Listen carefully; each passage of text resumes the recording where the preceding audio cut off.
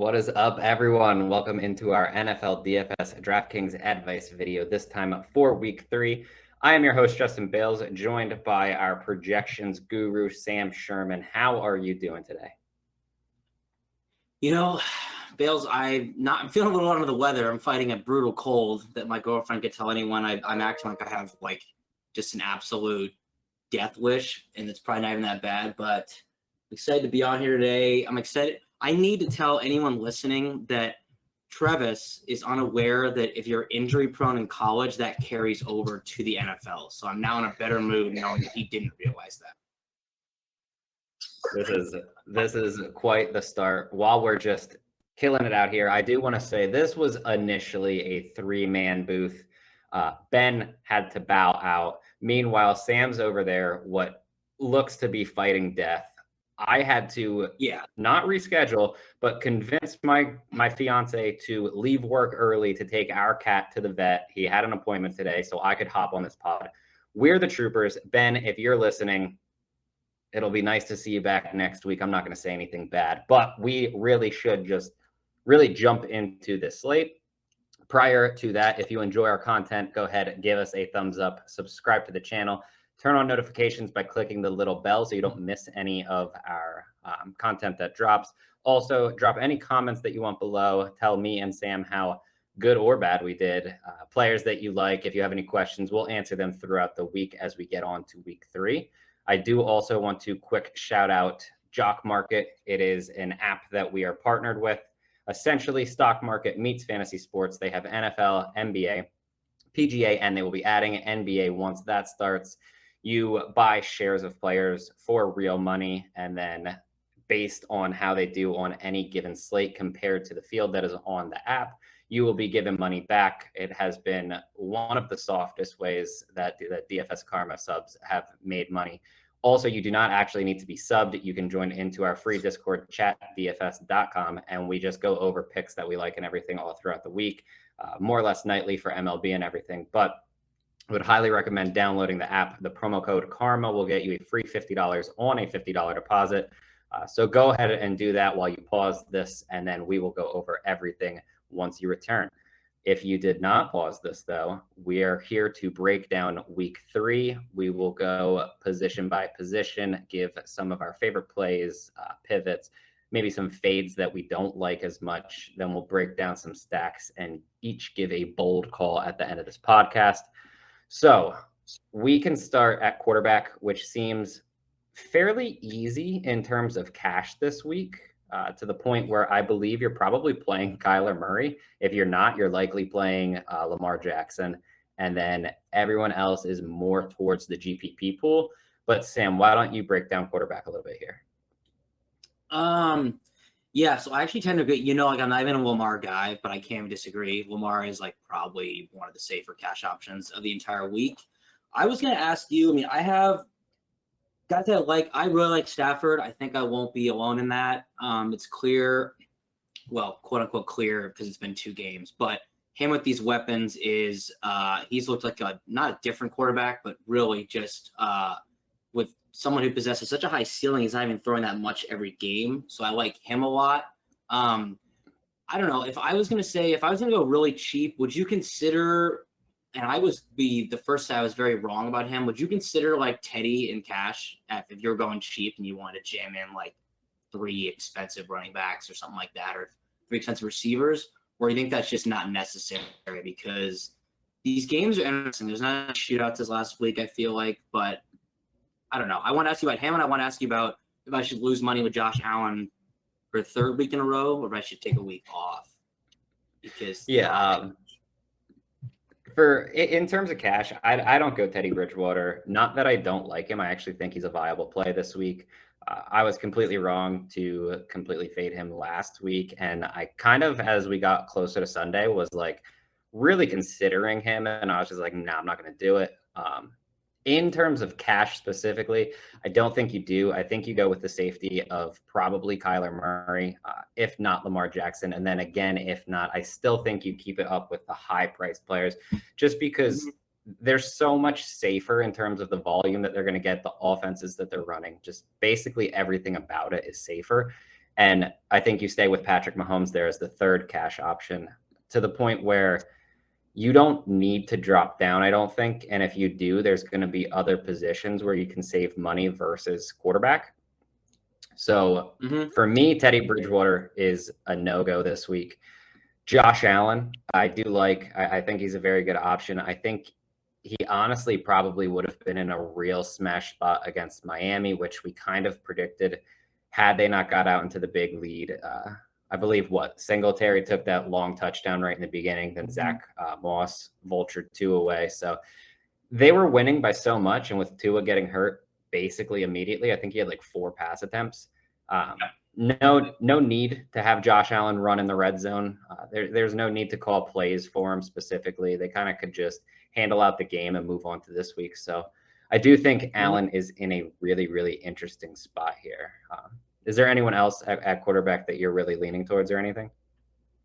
Not really. I mean, I can tell yours is pretty condensed too. Like I said, I like Stafford. I mean, I don't think anyone else below. It's not that I dislike particularly as much as I just don't think they have the upside. I mean, Matt Ryan, I get suckered into a lot, but he has just not looked just good at all. I mean, I don't know what it is. I don't know if it's just maybe he hasn't had the easiest matchups or what it is, but he just feel like he's missing a lot of throws. I mean, last week, I think that game, if you just look at the box score, I think it was a little bit closer than you would think. I mean, there's 2 pick sixes, like almost in a row, or not in a row, but close. So I don't know. I mean, I was going to actually ask you, would you take the plunge and take Justin Fields? I like him. I just do not think this is the right matchup for Fields really at all.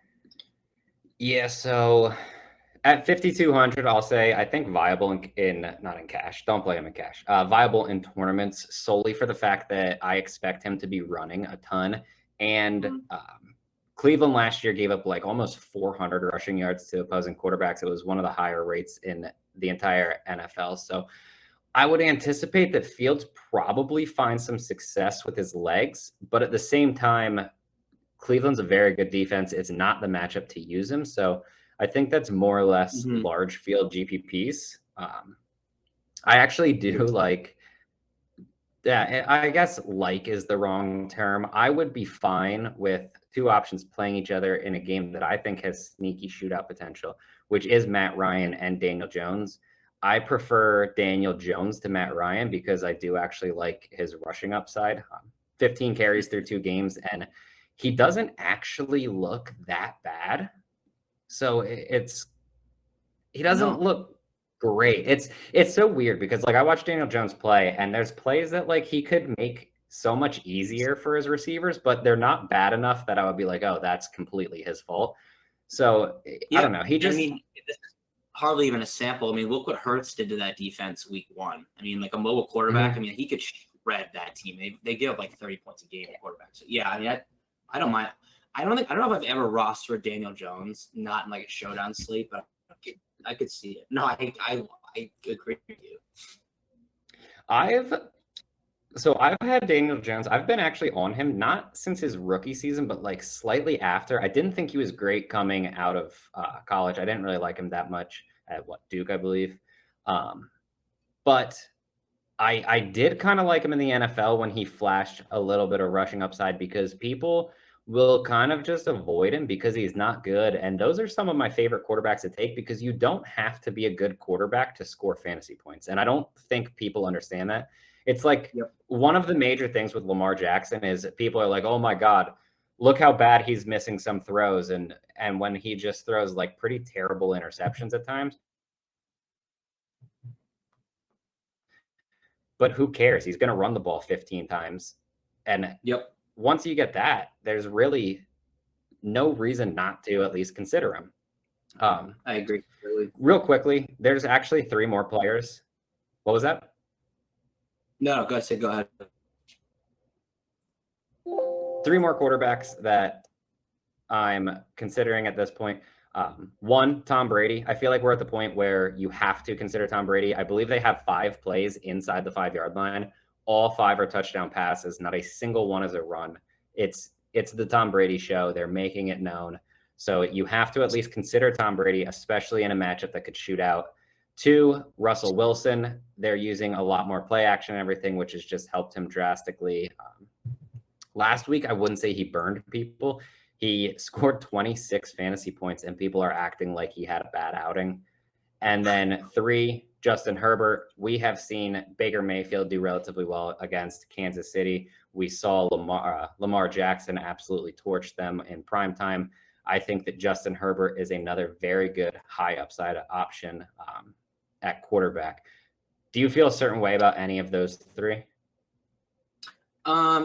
Yeah, well, removing some of my bias about Russ, because I just love Russ, I completely agree. I mean, he for some reason needs to throw 5 touchdowns, and I think people expect it to be a absolute barrage where he's not one of those quarterbacks who throws 50 times in a game. He'll throw 30 and throw 4 touchdowns. So I agree. I completely agree with Herbert. I mean, this KC defense is bad. It's a bad defense. I don't know if it's going to stay that way, but I agree with you. They've looked terrible. Not that Lamar isn't good and not that Baker isn't good enough either, but I don't think they're stopping anybody, and especially with how much they score points. I mean, Herbert should be probably throwing a lot of the game, I assume.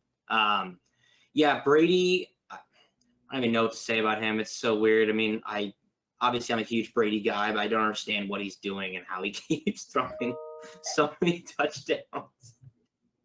Yeah, Brady's nuts. He's a weirdo. I think. Yeah. Go ahead. Is there anyone else that you're considering at quarterback before we move to running back? No, not really. I mean, I want to say I can play Joe Burrow, but how he's looked, I cannot. I can't do it. I mean, I don't necessarily hate it. The problem that I have with Burrow is he's literally not running. I'm assuming they told him not to run. He has 1 attempt, 2 games. So if he's not just lighting it up with his arm, his upside's really limited. So I think for his price, he's fine though. Moving to running back, I feel like it's still relatively early, but the clear-cut chalk seems to be Dalvin Cook and Clyde Edwards-Helaire, which is kind of hilarious that Edwards-Helaire is getting chalk ownership at this point. 5 years ago in DFS, literally no one would play him just because he's been so bad. And now everyone's sharp enough that they see the matchup. They can predict basically what they believe is going to happen, which will be a good game for Edwards-Helaire. But talk to me about some of your top plays at running back. Yeah, I mean, excluding the, obviously, I think we agree that someone like Derrick Henry and Dalvin Cook's kind of always a good play. That we don't need to tell you that. I don't know, how chalk do you see Chris Carson being after he was chalky last week? And yeah, he scored 2 touchdowns, which I'm not saying he did nothing, but he didn't really. I mean, he had 30 yards rushing or 40 yards rushing or something. So I like him. If he's going to be chalk again, I don't really like him that much. I don't know.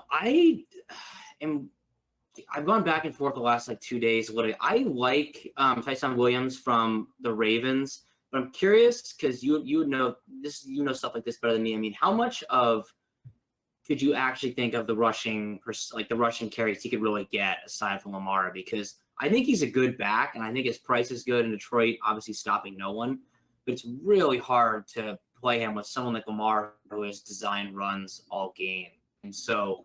Those are 2 guys that I like, and then I'll get yours after my last one, which I would say going a little bit cheaper. I mean, I'm going to keep playing Chase Edmonds. I think he's on the field enough that I think his upside is there, but I am absolutely not playing him in cash. I almost did last week. That would have been a disaster. But I do think for GPPs, he has a ceiling. He just has been not really anywhere close to it thus far.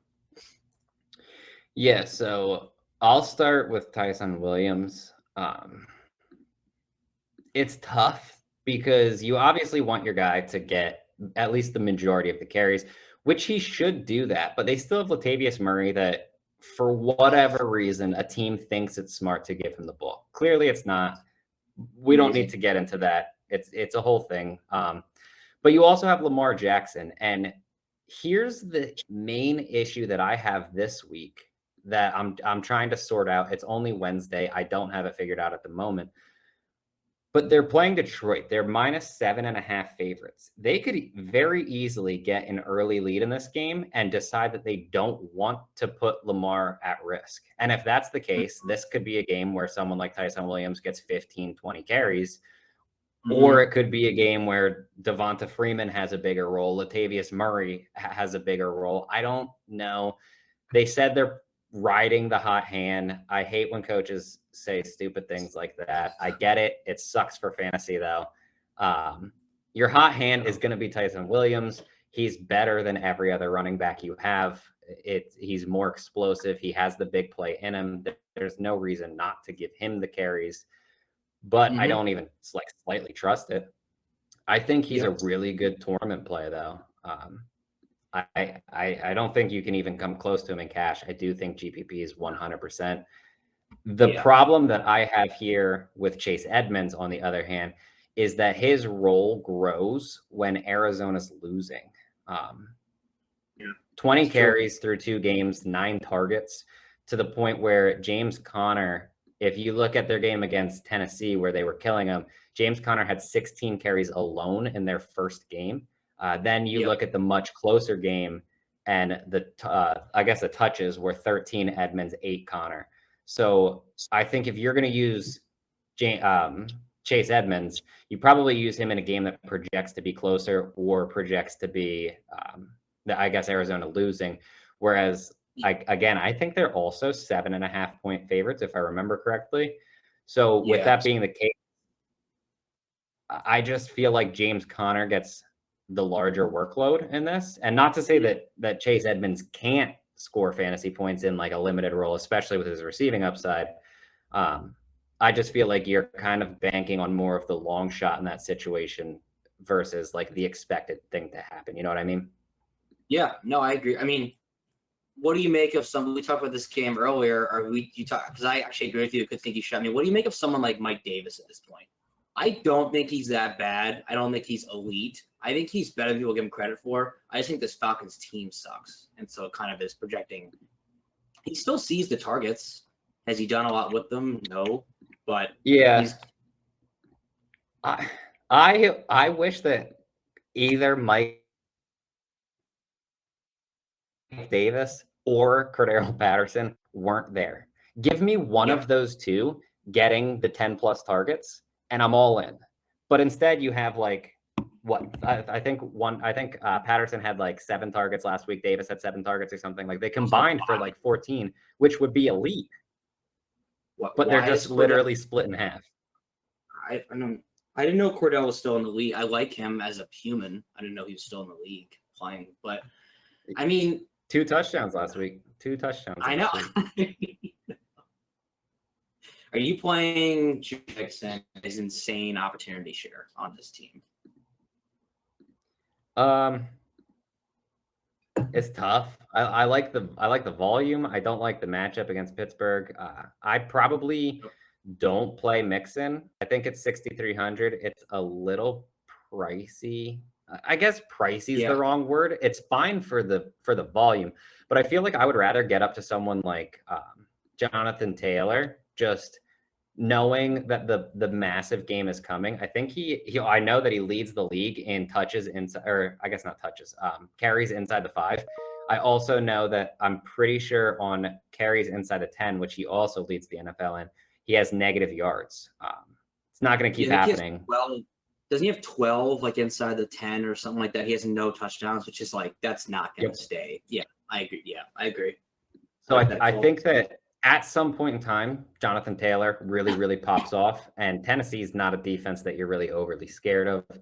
So Jonathan Taylor, I think, is more interesting to me than someone like Joe Mixon. I'm sure someone clips this on Monday, and it just is atrocious. And like Joe Mixon dropped like 50 or something ridiculous. But another guy that I'm looking at that I feel like is relatively interesting at this point is Javonte Williams. You had the hilarious stat before we came on here that Williams is one of 4 running backs with 10 plus forced missed tackles on the season, which is just incredible for basically his role being completely split with Melvin Gordon. I think that Denver against the Jets and the defense that they have could really completely shut down the Jets offense. If that's the case, they should have plenty of rushing attempts. And if they're up a lot, very clearly they're not going to want to potentially hurt Melvin Gordon, and they would much rather get the rookie quite a bit of volume that is going to help him for later in the season, especially if they're looking to make a playoff push or something. So I think that Javonte Williams is really, really interesting for under 5,000 this week. I'm not sure if you feel the same way, but it doesn't really feel at this point like he's getting much ownership at all. No, and I think it's just like he is obviously, like you said, he's in that timeshare. I mean, I don't think, obviously I didn't watch him in college. I just can all look at the stats. So does he not really, can he catch balls and he just doesn't because Melvin's there, or is he not much of a pass catcher in general? Like even if they had a lead and he was playing, would he get checkdowns or not really? Because that would make him a lot more interesting to me. Yeah, so from what I remember of him in college and, just everything about him, he's fine doing it. No problems. He's a good pass protector, which I feel like could get you on the field on third down. He's really good in pass pro.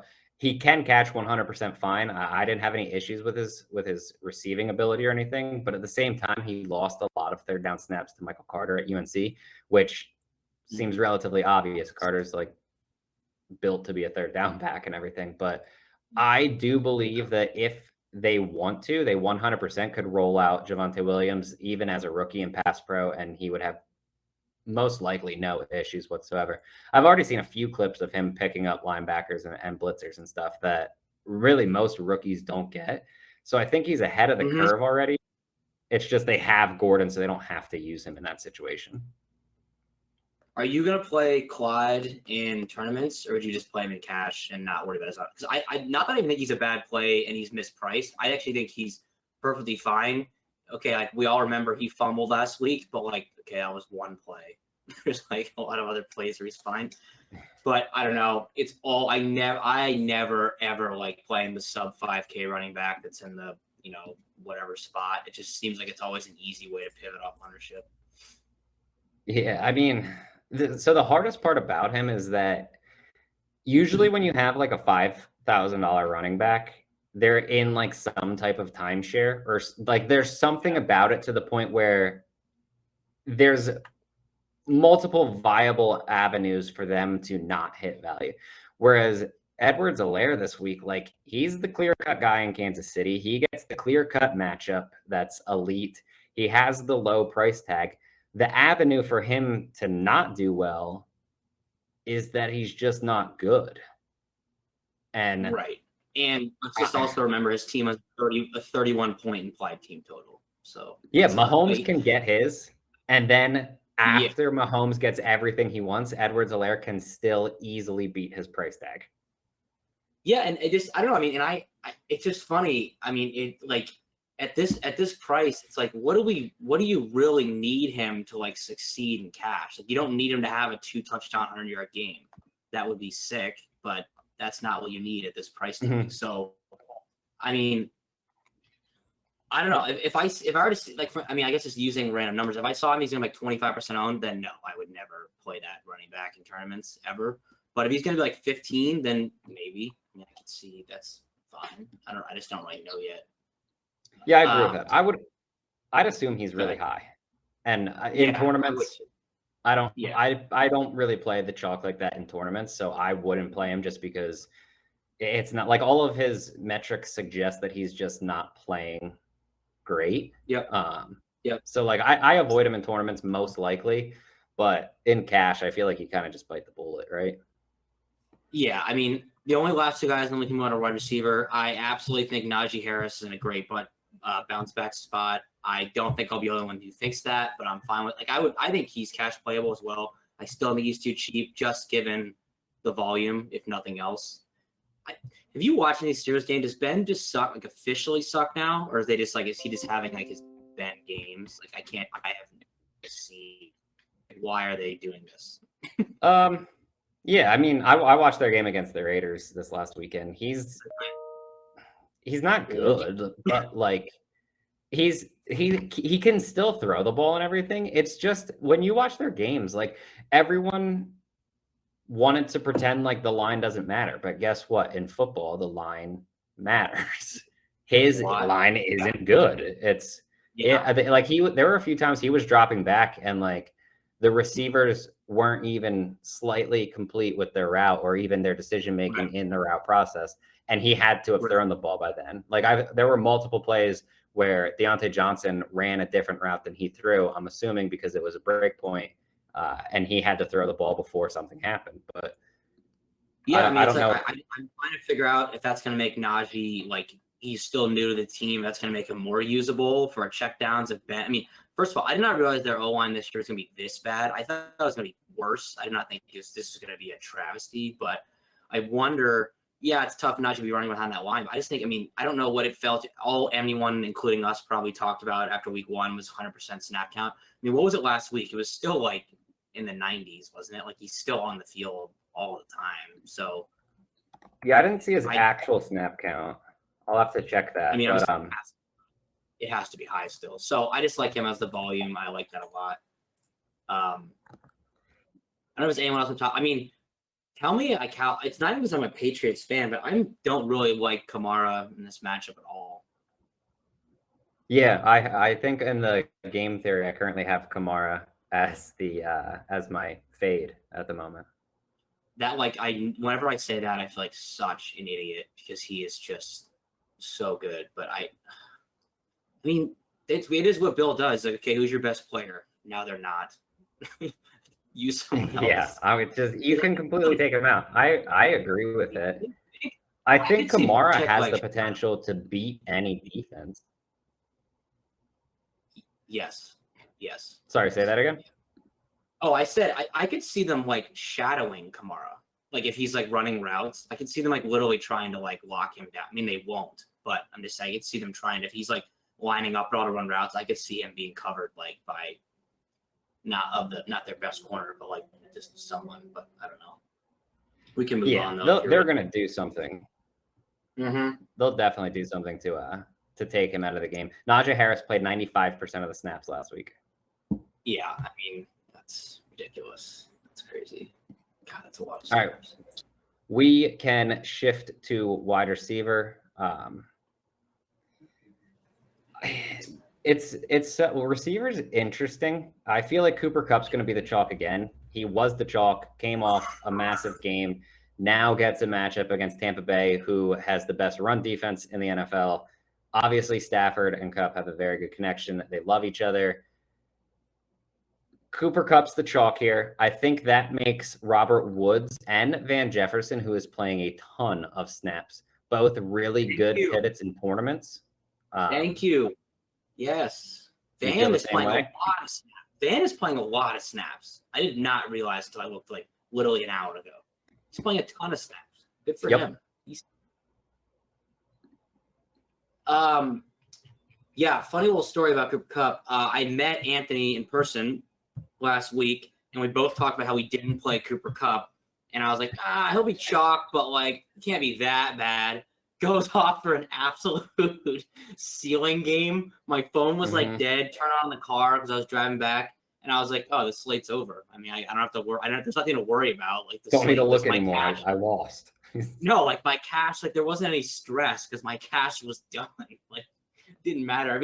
I will say, despite how annoying that was, I don't see a need to fade him this week just because I think I agree with you. He'll be chalk again. Why is Keenan Allen 6,600? That makes no sense at all. Yeah, he's another chalky option. And then I don't know why. Like what? It's so weird. And then the other option that is chalky at this point at 6,100, Chris Godwin. Antonio Brown doesn't look like he's going to play in this game. So you kind of bump Chris. What's that? Yep, I agree. Not Mike Evans. It's a Godwin game. Let's go. Yep. Outside of that, is there anyone else that you think is overly chalky? Like Marvin Jones looks like he could get some ownership at only 49 against Arizona. They're going to be throwing a lot. Jones is kind of the obvious option for them.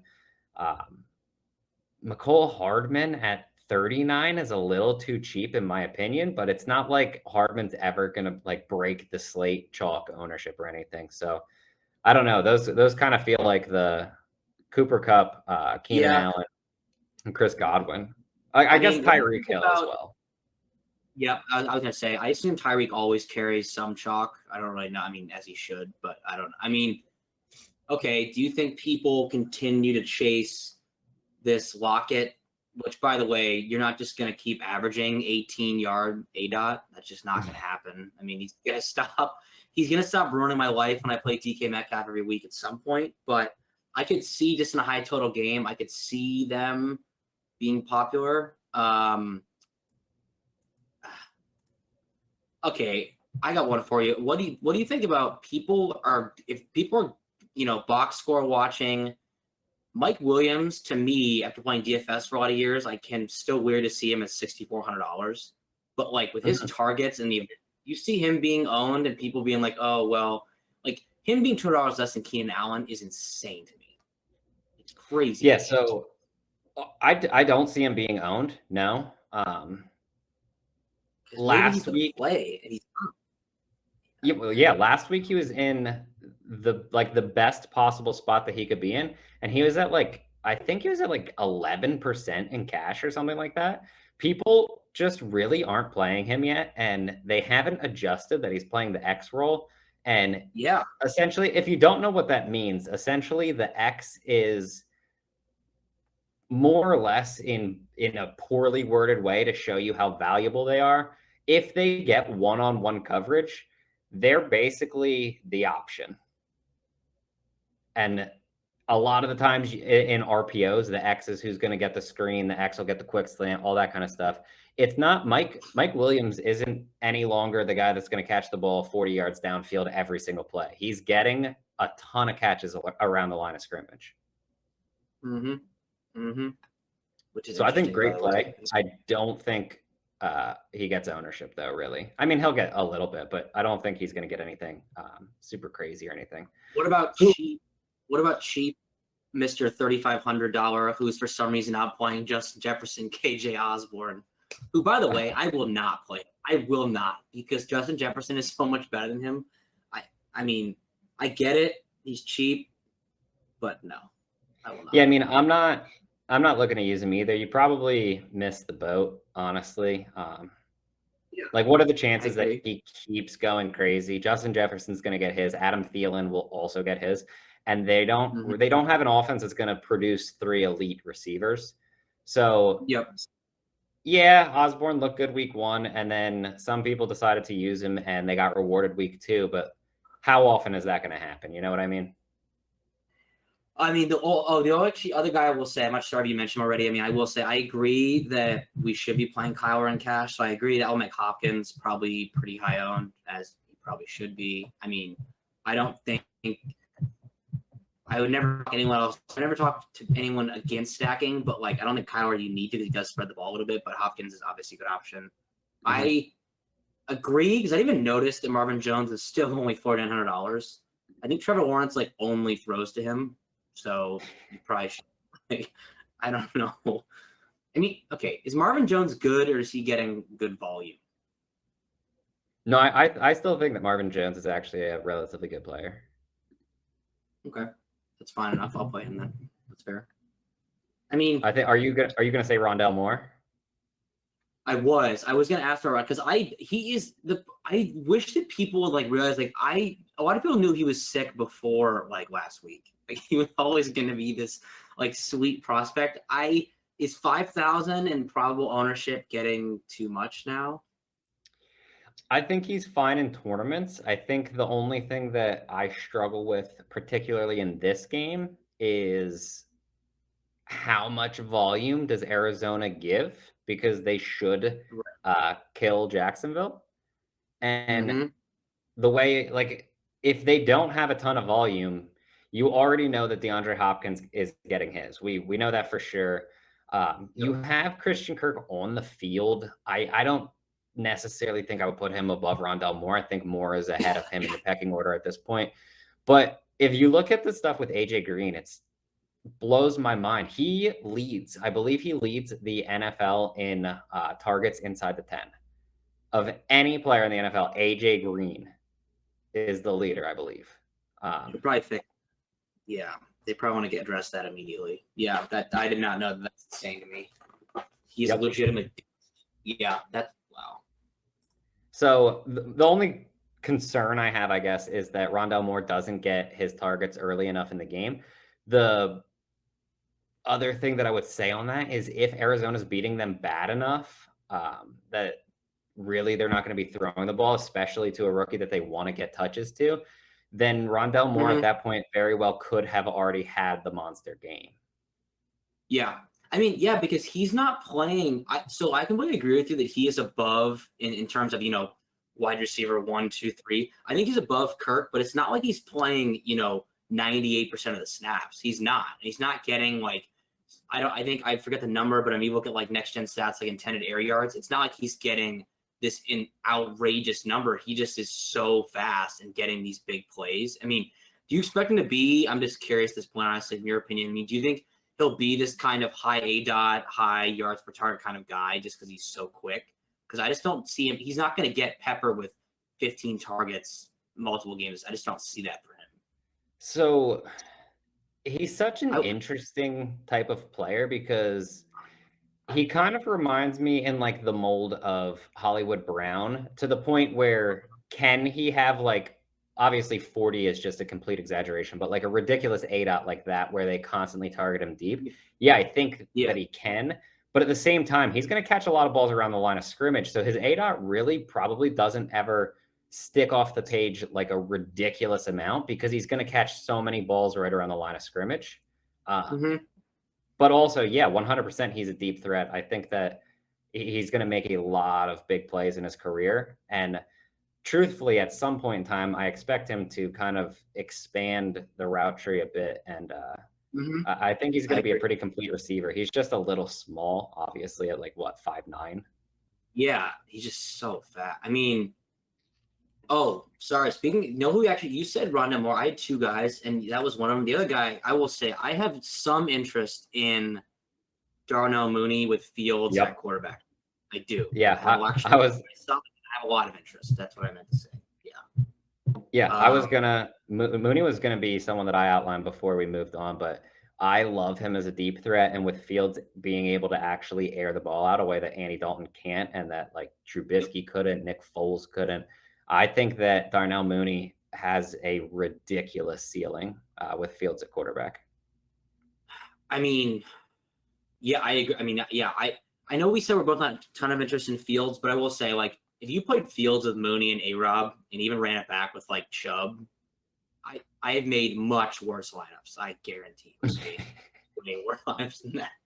The only other guy I'll say in this area, I can already tell Emmanuel Sanders is going to be the guy that I talk about every week all year, and he'll hit once. He'll fail mostly, but last week he started off, and I was like, oh yeah, here we go. Big game. This is going to be a big Sanders game along with Diggs. It's not. He gets a lot of air yards. He just hasn't been hit well enough I like to believe it's Allen's fault and not Sanders' fault, but it probably is Sanders. Smart move.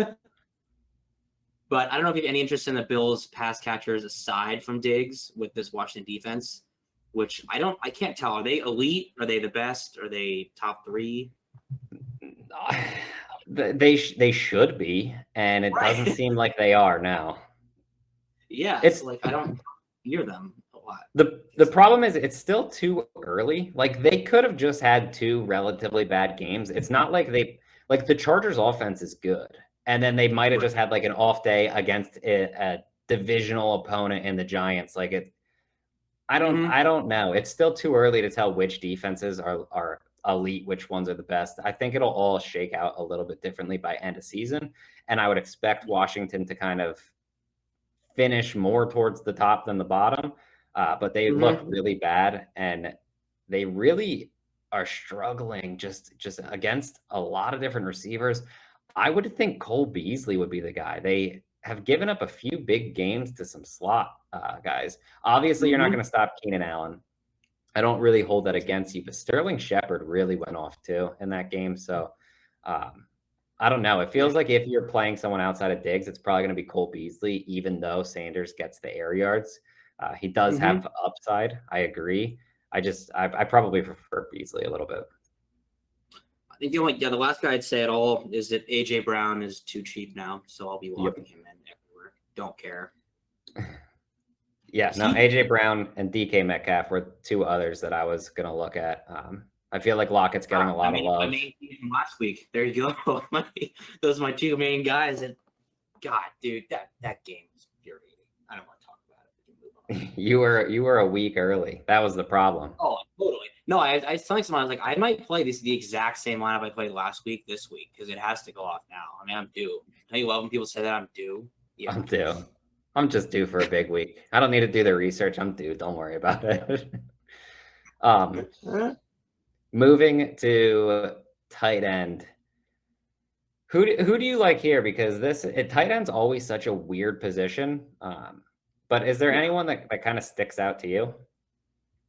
Yeah, that's not Travis Kelce. Darren Waller might score 500 points this week. Like maybe 4. No, I like Darren Waller a ton. Again, we talk about this with like Derrick Henry and them. It's like I don't need to tell you Travis Kelce is a pretty good player. I like him. I do like Austin Hooper a lot. I think with Jarvis out. I mean, I don't know. So Odell is probably back this week. Maybe if he is, does anyone care at this point? I mean, I don't know. I mean, Odell, I don't even know like how healthy he really is or isn't. But I like Hooper in a defense in the Bears that I don't think is nearly as good as they are like projected to be normally. I mean, keep in mind, I like Njoku a lot too. I actually like them both. I just obviously wouldn't play them together, but I think both of them are decently solid plays. And then I absolutely will go back to Higbee after he torched me and everyone else last week because I just think he's still a good part of that offense, despite there being a lot of good guys, a lot of elite pass catchers. Yeah, I pretty much agree with you. I think that Hooper and Njoku, I think you can add Harrison Bryant. Like all three of them could potentially play well. They don't have receivers. They're kind of using a ton of tight ends. It's smart for them, especially with the way that they can run the ball. I have no issues with Higbee. The guy that I feel like I kind of want to get to would be TJ Hawkinson at 52. When you look at like the higher price guys, like Darren Waller's all the way up at 74 and Hawkinson's only at 52. And it's not like, don't get me wrong, I don't think Hawkinson's as safe. His role isn't as big as Waller. But at the same time, like he's a big part of that offense and he looks really good. I mean, he's by far their number one option, right? I mean, he's by far Goff's number one option.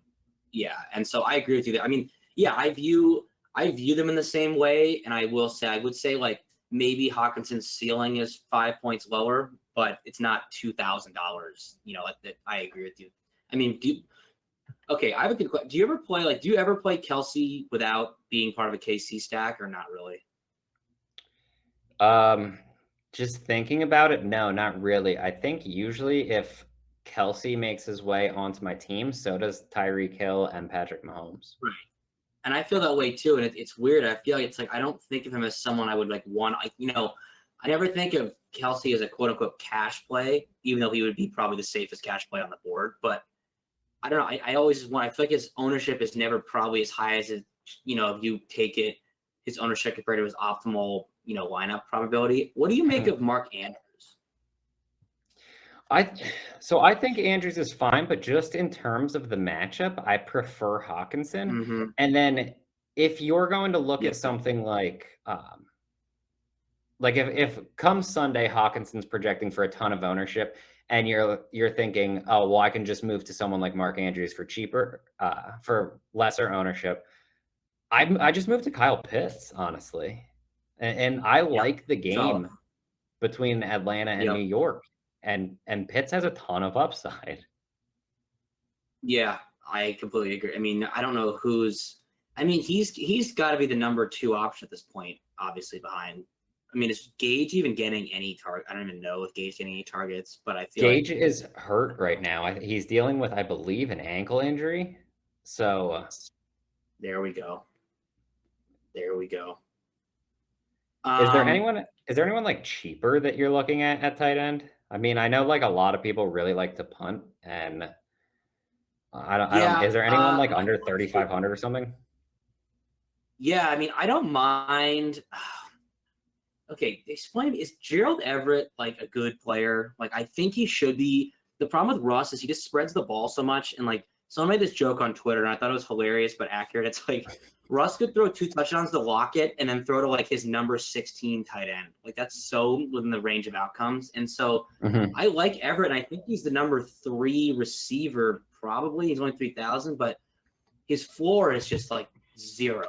And so it's really hard to trust him. But I don't mind him. Tyler Conklin is a player who's 2,900. He'll be on the field. No, I don't hate Conklin. No, I don't either. Like, I joke mainly because like before this season, before Irv Smith got hurt, I was never would have even like considered even thinking more than 3 seconds about Tyler Conklin. But I mean, I think he runs a decent amount of routes in terms of like tight ends and like that. So I don't mind it. I mean, now that KJ Osborne apparently is, basically the second coming of Jesus. It's hard to imagine, but I don't know. I don't mind Conklin. I mean, who's the chalk tight end this week? I don't even know. I would assume the chalk tight end at this point would probably be, I would guess Hawkinson gets ownership. I would also guess Tyler Higbee gets ownership at 4,000. But I could see people getting off Higbee because he screwed him last week. You know what I mean? Yeah, exactly. I assume you're going all in on Gronk at 5,500 because he'll definitely keep up this TD rate. Ben will be all in on Gronk for sure. Actually, with Antonio Brown not playing, I don't think that. No, it's like, of course, Gronk is that bad of a play. Now the price isn't terrible anymore. Oh, we didn't even mention. Actually, I know the chalk. Noah Fant has to be one of the chalkier guys, right? Yeah, I could see him keeping up the chalk. The problem is last week, Noah Fant and Tyler Higbee were basically the same price, and now Fant is almost 1,000 more expensive. So I feel like people probably just stick on Higbee. But no problem whatsoever with Noah Fant. The other guy that screwed me last week that I probably am 100% fine going back to the well with is Cole Kmet. 3,200 this week. His price dropped a bunch after catching 1 ball for 0 yards last week. Really put a damper on my team. Bales, I had so many other things to tilt before that, so I didn't even get around to it. But that was on my tilt list as well. Dude, I thought I was like so clever playing him too. And like no had him. Yeah. Okay. I will say I'm a little worried that we've mentioned like 3 Bears guys that we like and we don't want to play Justin Fields. Maybe Justin Fields is the lock of the century. The problem is the Bears have like this set of guys where you're like Allen Robinson, we know he's a good player. He has the potential to beat any team. Darnell Mooney, we know he has the upside from the deep ball that Justin Fields is going to accentuate. Cole Kmet, super cheap, tight end that's going to get routes. He should get targets. But at the same time, none of the 3, you're like, oh, yeah, that's a top option that I'm definitely going to use. No. They're just kind of there. Yeah, I know. And then you have, God forbid, you bring in Jim Graham and J.P. Horsted and whoever the hell they picked up off the street. And it's just all the time. Yeah. Oh, going back, speaking of the Bears, I don't know, is David Montgomery not bad? No, I think that David Montgomery is pretty good. I like him. I think it's hard to argue with his volume. I've always been a bit like I don't give him a lot of credit a lot of times, but I don't know. I mean, I don't think the Browns D is that great, but it's like I don't know. David Montgomery, just pure volume sake, he's looked pretty strong. So I'm not going to use him this week. Yeah. Because I don't like the matchup that much against Cleveland, and 2, I hate kind of worrying about him losing passing down work. Like when they're losing, I do think that he's going to come out of the game a little bit for Damian Williams. I don't like the idea of that, especially in a game where I feel like they most definitely will be losing. But overall, I think that Montgomery is going to have some really big games. I just don't personally like him this week. Yeah. So that is a lot of players that we gave out. Hopefully all the viewers digested it very well. We can quick go over a couple of our favorite stacks and then move to a bold call for the week. And that will be that with the video. So I think there's a few games that are pretty clear that you want to attack. Tampa Bay, LA, that game's going to turn into a shootout. The Chargers Chiefs, that game also should be a shootout. And I feel like there's no issues really with Seattle, Minnesota.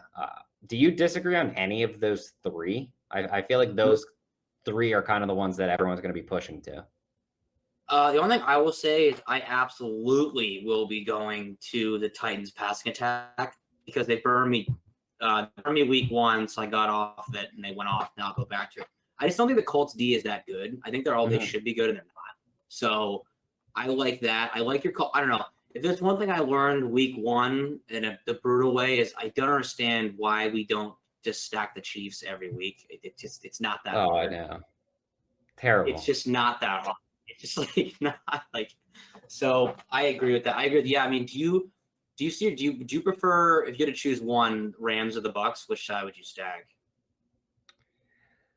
Probably the Bucks now that Antonio Brown isn't likely to play. I kind of know where I want to go with that versus the Rams have a few different positions that I would be willing to at least spend on. Whereas like Tampa Bay, you can kind of take away the running back and more or less feel comfortable.